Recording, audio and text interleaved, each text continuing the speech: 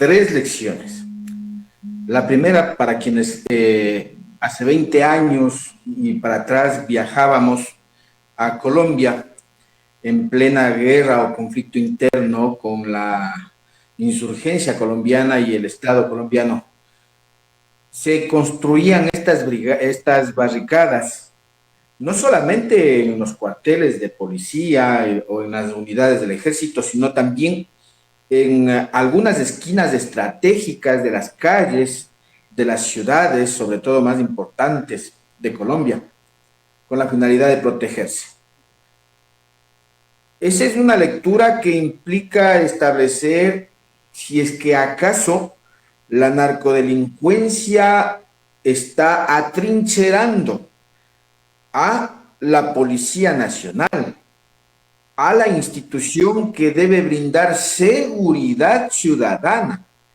Y es gravísimo porque de ahí se deviene la segunda lectura, pues, porque imagínense ustedes si es que la Policía Nacional empieza a trincherarse cuando su obligación es patrullar cada uno de los espacios públicos y las carreteras de la ciudad y del país.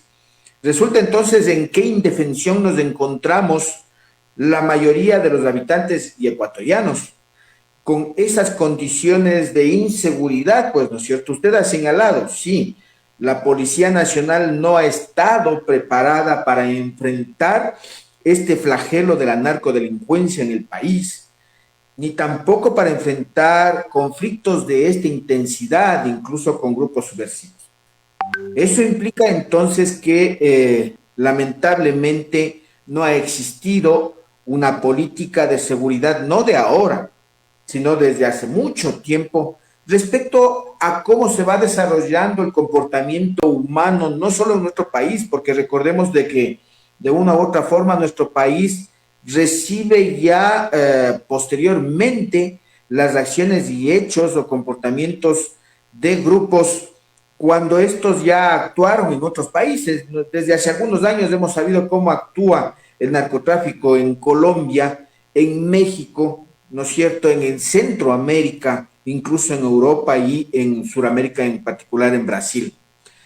Resulta que hay una tercera lección entonces. Si la policía está trincherada, los pobladores y los habitantes estamos inseguros, ¿no es cierto?, en las calles atemorizados, se está destruyendo la economía territorial, se está destruyendo la economía y el sustento de cada uno de los hogares, porque a la final, primero los hogares o los negocios van a tener que cerrar nuevamente luego de una gran crisis y consecuencias de la pandemia. Y por otro lado también, pues, el tema de la inestabilidad, esta zozobra. Solo un mero anuncio de que va a haber una bomba, de que se van a enfrentar las bandas narcodelictivas, lo que sucedió en Esmeraldas recientemente, hace que los negocios cierren y por tanto entonces las condiciones de vida de la población se agudizan. Yo decía que, y desde hace algún tiempo he venido señalando, el problema de la alimentación y el sustento de la narcodelincuencia tiene que ver con la desatención y la insatisfacción de necesidades. Fíjese usted, don Lenin, que en Esmeraldas, en Guayas, en Manabí, algo en Pichincha, en función del número de población y de las necesidades insatisfechas, resulta que son las principales canteras de reclutamiento de la narcodelincuencia y en donde se provocan y se producen los actos más violentos en el país. Y entonces refleja todo este componente integral que yo estoy señalando respecto a la falta de política integral en el tema de seguridad en el país, independientemente incluso de que el gobierno haya apuntado a establecer alguna pequeña estrategia, porque no la miro tampoco completa, en torno a las cárceles del país. No va a poder tener todos los días de mañana, tarde y noche a los reclusos por un lado en los patios tendidos y a los policías apuntando con las escopetas. Esa no es una política de reconstitución o reestructuración del sistema carcelario en el país. Quizá estemos pretendiendo que sea un poco más ágil y más acelerado, y ellos le están dando pasos iniciales. Pero veamos cómo va este comportamiento del gobierno dentro del manejo carcelario y también veamos cuál es el resultado respecto a políticas públicas para atender empleo principalmente y educación en segundo lugar, y en tercer lugar el tema de espacios de ocio cultural y deportivo para la población, en particular para los adolescentes y jóvenes. El gobierno nacional se equivoca cuando implementa políticas de carácter económico y que implican principalmente el egreso de recursos públicos, fundamentalmente para el pago de la deuda externa. Y digo esto porque a la final, primero hay que resolver los problemas de casa, primero hay que resolver las necesidades, primero hay que dinamizar que la casa funcione. Y en torno a ello, pues si la casa funciona, va a existir posteriormente más recursos para que se puedan cubrir las deudas. Pero yo no puedo matar de hambre en mi hogar a mis hijos, a mi familia, por el hecho de tener que pagar una deuda. La deuda podrá esperar, pero el hambre, la vida de mi familia no va a poder esperar. Y entonces el presidente se ha equivocado. Segundo, de que la Policía Nacional ha tenido una crisis institucional importante, no por los hechos de la narcodelincuencia, significa de que ya pretendamos olvidarnos toda la necesidad de reestructuración de la institución en el marco incluso no solo de la dirección, porque debe depurarse efectivamente toda la institución y en particular quienes dirigen, peor aún si es que están vinculados no solo a temas de narcodelincuencia, sino también a temas de corrupción. Y ese es un elemento fundamental que el gobierno aún no lo ha dicho. En tercer lugar, en los centros de rehabilitación, nosotros decíamos de que esta es una oportunidad, la crisis es una oportunidad para que el gobierno implemente una propuesta estratégica e integral que le permita paliar y mitigar, porque recordemos de que no va a haber solución definitiva, pero sin embargo puede contribuirse a mitigar todo este funcionamiento del sistema carcelario y su incidencia en el comportamiento exterior, sobre todo de las bandas narcodelictivas. Y eso implicaba el cambio de quien está dirigiendo esas entidades, en primer lugar, no solamente a nivel nacional, sino en cada uno de los centros de rehabilitación, tal cual como lo sucedió en el Inca estos días en la que removieron al director por la confrontación que existió ahí. Lo otro es implementar realmente una política de rehabilitación partiendo de la fragmentación, digamos, o de la clasificación del nivel de peligrosidad que tienen los PPLs en el país. Debe crearse cárceles de alta seguridad, desde luego, y esas cárceles deben tener sus normas reglamentarias, su funcionamiento interno. Y son gente que quizá ya no tenga, pues, alguna posibilidad de rehabilitación en el país. Pero también deben existir otras intermedias que son las de menor o mediana peligrosidad, las que podrían orientarse a desarrollar programas internos de rehabilitación social.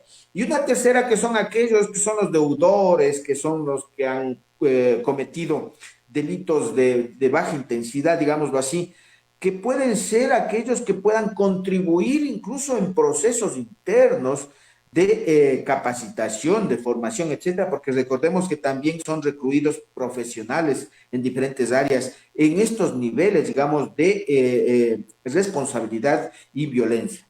Entonces, todos estos elementos más la asignación de recursos económicos para la complementación externa, que significa la dotación de empleo, que significa la generación de unidades productivas, ¿no es cierto?, en la que se ocupe la mano de obra de los PPLs y también de sus familias, porque hay que pensar que el PPL tiene un entorno y entonces él puede salir rehabilitado, pero en su familia aún persisten este tipo de problemas. Significa que debemos mirar más complementariamente el proceso de reestructuración. Y a ello sumemos lo que usted acaba de señalar, el tema de las crisis institucionales y cómo es que la narcopolítica está incidiendo en el desarrollo no solamente del país en función de las relaciones entre los seres humanos, sino también en el comportamiento de las instituciones. ¿Cómo es que incide en la Asamblea Nacional para que se aprueben o no se aprueben normas o leyes? ¿Cómo es que se incide en la Corte de Justicia desde la narcopolítica para que los jueces establezcan medidas sustitutivas o dejen en libertad a aquellos delincuentes del narco? ¿Cómo es que la narcopolítica también incide, y permítame decirlo, en medios de comunicación y periodistas para que no se hable o por temor o por, digamos, amedrentamiento por parte de estos sobre esta temática y este tipo de cosas?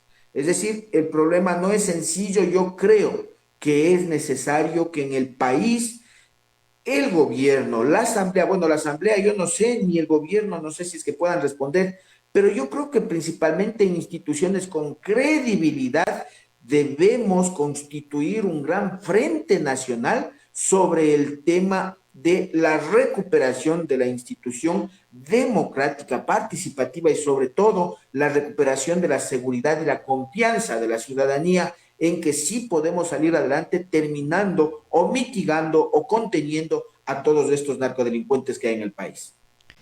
Una solución parche lo que ha llevado precisamente es a contaminar las cárceles y las ciudades. Y eso es lo que tenemos ahora, doctor. Ni siquiera solución parche, diría yo. Es una barbaridad que se difumine, se disperse, digamos, la hierba mala en otros territorios, porque lo que van a hacer es lo que usted dice, contaminar el ambiente en primera instancia, en segundo lugar, incidir en la conducta de quizá jóvenes o personas que tienen problemas de carácter delincuencial, pero que no estaban organizados y que ahora es entonces desde las cárceles la oportunidad de organizar. Yo creo que ahí se equivoca el gobierno, se equivoca la política institucional. Creo que no hay, en realidad yo no creo que exista una política. Por más allá de que el presidente de la República salga con sombrerito de seguridad y lidere en cada uno de los territorios supuestamente las mesas de seguridad. No, no, hay una política de seguridad, no hay una claridad en la estrategia. Entiendo que existe una comisión de Israel para asesorar en este trabajo, hay acuerdos también con Estados Unidos. Eso explicaba, pues yo no entiendo, no recuerdo muy bien también cuándo fue el viaje del presidente de la República a Israel, creo que analizábamos aquí incluso y se suponía que ya de inmediato, pues las cosas son efectivas, las cosas son ejecutivas y la población exige respuestas rápidas. No podemos esperar a que se desarrolle aquí una serie de esta especie de guerra de guerrillas que se aplicó la semana anterior, porque eso es lo que hubo en el caso de Guayaquil o de Guayas y Durán, por ejemplo, en donde simultáneamente estallaban artefactos explosivos en algunos lugares. Es decir, se está aplicando también eso. Aquí hay una combinación entre estrategia y técnica de guerra de guerrillas, y lo que significa también la falta de celeridad en procesos que permitan enfrentar ese tipo de conflictividades.